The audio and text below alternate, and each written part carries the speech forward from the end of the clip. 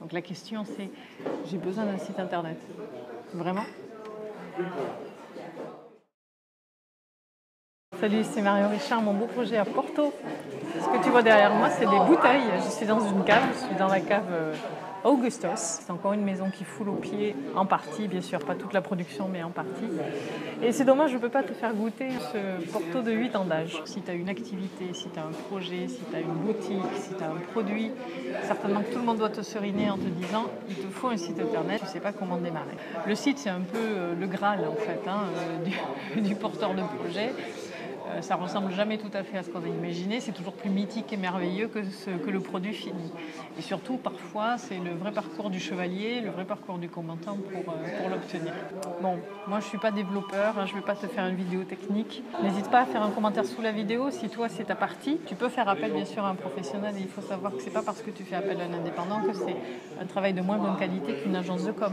Reste propriétaire de ton nom de domaine. Ça, c'est le premier conseil que je voudrais te donner, que ce soit l'indépendant ou une agence de com. Tombeauprojet.com, .net, .fr t'appartient. Donc tu l'achètes. Sinon, ce qui peut se passer, c'est que l'agence soit propriétaire du nom de domaine et au bout d'un an, quand il s'agit de le renouveler, elle peut te le vendre au prix où elle souhaite te le vendre. Très importante, c'est ta mailing list. Il faut que tu puisses avoir accès à cette liste d'emails parce que ça, c'est ton trésor. Ce sont les gens qui passent sur ton site internet et qui se disent intéressés par ta proposition. Mais je veux t'alerter par contre sur quelque chose de dangereux. Ce sont les agences de pub qui se présentent dans des boutiques ou qui vont rencontrer des entrepreneurs et qui vont leur proposer en fait de vendre du référencement. Et ça, c'est une prestation qui se vend très cher. En général, c'est un engagement sur plusieurs années. Et je peux te dire que c'est vraiment tout le contraire. Tu n'es pas propriétaire de ton domaine, tu n'as pas accès à ta mailing list, tu ne peux rien modifier facilement. C'est extrêmement compliqué d'arrêter ces contrats-là. Ils coûtent souvent très cher puisqu'ils te vendent un package avec de la pub, du soi-disant référencement.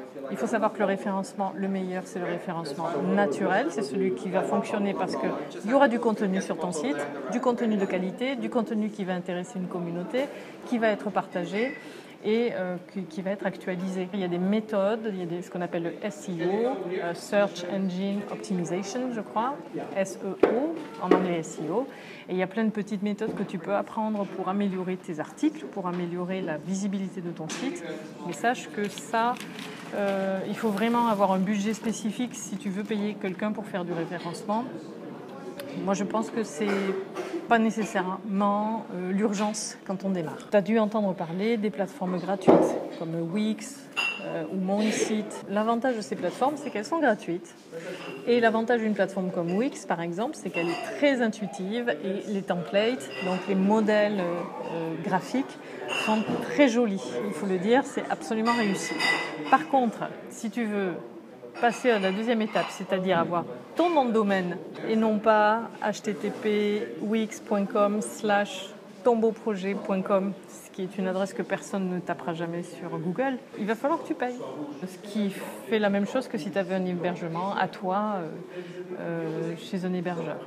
Donc attention, quand tu es sur une plateforme fermée comme le plus emblématique c'est Wix, je te dis une bêtise, mais si Wix décide d'arrêter de référencer des sites de cuisine, on va dire quelque chose d'un peu stupide, c'est pas leur intérêt, ils le feront jamais, mais voilà. Ton site risque de disparaître simplement, tu es en location, tu n'es pas chez toi. Ce qui est le plus intéressant, c'est d'avoir ton propre CMS, c'est-à-dire ton propre système de gestion des fichiers. Le plus connu, tu as certainement entendu parler de WordPress, il y a aussi Joomla, PrestaShop est aussi un CMS. Qu'est-ce qui existe encore? Drupal. Je te mets en lien une vidéo pour créer ton site internet à partir de WordPress. C'est la vidéo d'Olivier Roland, qui est un véritable mode d'emploi que j'ai utilisé moi pour créer mon premier blog. L'interface administrateur est préconstruite et est assez simple d'utilisation.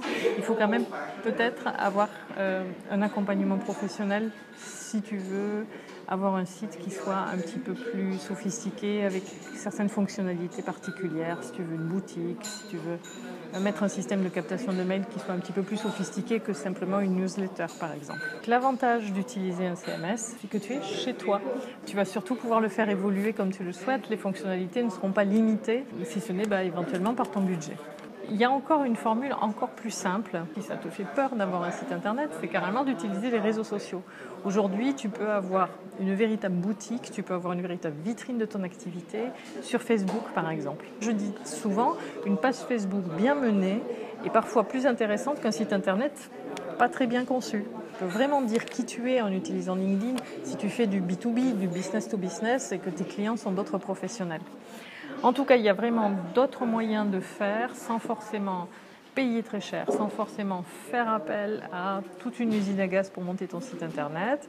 Il y a des inconvénients. Bon, la plateforme, bien sûr, tu imagines bien que Facebook ou LinkedIn, c'est la même chose que Wix, c'est-à-dire que s'ils changent leur fonctionnalité, toi, tu te retrouves aussi à devoir t'adapter. Voilà, il y a des gens qui utilisent par exemple YouTube comme vitrine pour leurs activités. YouTube change régulièrement ses fonctionnalités. Il y a des gens qui ont perdu des milliers d'abonnés. Bon, alors quand on a des millions, c'est sûr, peut-être que ça peut être gênant. Moi, je suis tranquille avec ça pour l'instant. Medium est aussi une plateforme intéressante. C'est une plateforme d'articles. Ce n'est que du texte. Et ça peut te permettre de ne pas avoir un blog, de pouvoir diffuser quand même du contenu sans avoir l'obligation d'avoir un site internet. Il n'est pas toujours indispensable d'avoir le Graal, il n'est pas toujours indispensable d'avoir le site internet absolu. Un blog fait très bien l'affaire, dans bien des cas. Une plateforme gratuite peut fonctionner si tu en connais les limites. Tu peux aussi utiliser les réseaux sociaux.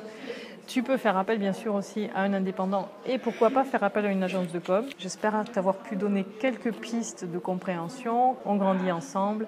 À très bientôt. Ciao. À demain pour le vlog Portugal.